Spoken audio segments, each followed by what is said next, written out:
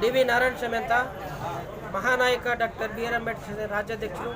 ಇವತ್ತು ನಾವು ಹಲವಾರು ಬೇಡಿಕೆಗಳು ಇಟ್ಕೊಂಡು ಉಪವಿಭಾಗಾಧಿಕಾರಿಗಳ ಕಚೇರಿ ಮುಂದೆ ನಾವು ಪ್ರತಿಭಟನೆ ಮಾಡ್ತಾ ಇದ್ದೀವಿ.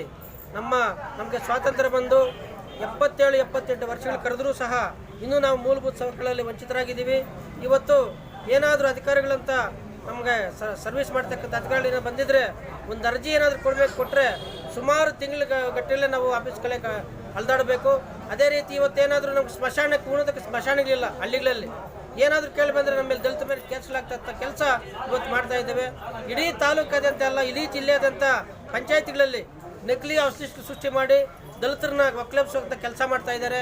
ಅದರ ವಿರುದ್ಧ ನಾವು ಪ್ರತಿಭಟನೆ ಮಾಡ್ತಾ ಇದ್ದೀವಿ. ಇವತ್ತು ಸಂವಿಧಾನ ಚೇಂಜ್ ಮಾಡ್ಬೇಕಂತ ಹೇಳ್ಬಿಟ್ಟು ಇವತ್ತೇನು ದುರಿಂಡ್ರು ಇವತ್ತು ನಮ್ಮನ್ನು ಸಂವಿಧಾನ ಪರವಾಗಿ ಪದೇ ಪದೇ ಮಾತಾಡ್ತಾ ಇರೋದೆ ಅವ್ರಿಗೊಂದು ಎಚ್ಚರಿಕೆ ಕೊಡ್ತಾ ಇದ್ದೀವಿ.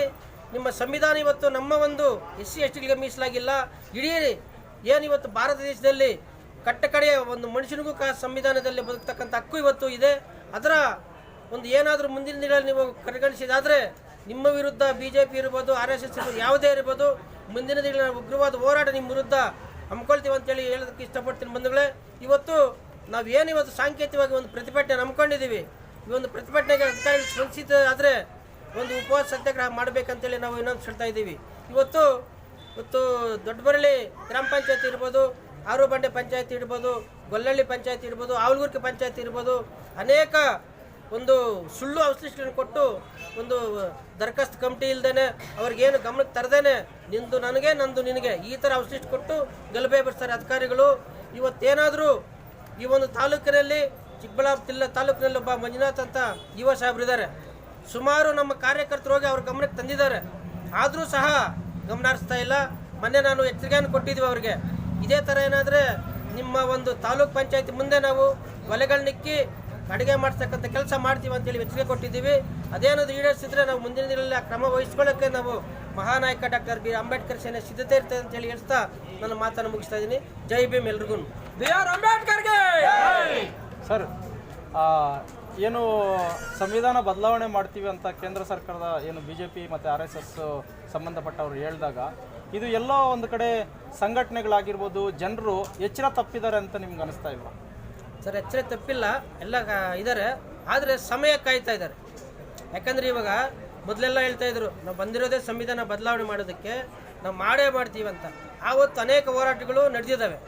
ಅದರ ವಿರುದ್ಧ ಇವತ್ತು ಎಲ್ರಿಗೂ ಸಮಾನವಾಗಿರ್ತಕ್ಕಂಥ ಹಕ್ಕು ಬಾಬಾ ಸಾಹೇಬ್ ಅಂಬೇಡ್ಕರ್ ಸಂವಿಧಾನದಲ್ಲಿ ಕೊಟ್ಟಿದ್ದಾರೆ. ಆ ಸಂವಿಧಾನ ತಿದ್ದುಪಡಿ ಮಾಡೋಕ್ಕೆ ಇರ್ಬೋದು, ಒಂದು ಅನೇಕ ತಿದ್ದುಪಡಿಗಳು ಮಾಡ್ಬೋದು. ಆದರೆ ಸಂವಿಧಾನ ಚೇಂಜ್ ಮಾಡೋಕ್ಕೆ ಅವ್ರ ಕೈಲಾಗಲ್ಲ ಅಂತೇಳಿ ನಾನು ಈ ಸಂದರ್ಭದಲ್ಲಿ ಹೇಳಕ್ಕೆ ಕೊಡ್ತೀನಿ.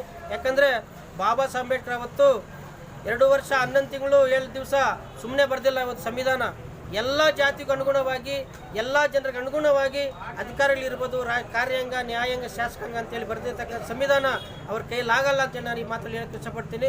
ಇವತ್ತು ಸಂವಿಧಾನ ಏನಿವತ್ತು ಇಡೀ ರಾಜ್ಯಾದ್ಯಂತ ಸಮಾಜ ಕಲ್ಯಾಣ ಇಲಾಖೆ ಇವತ್ತು ಒಂದು ಜಾಥಾ ಮಾಡ್ತಾ ಇದೆ.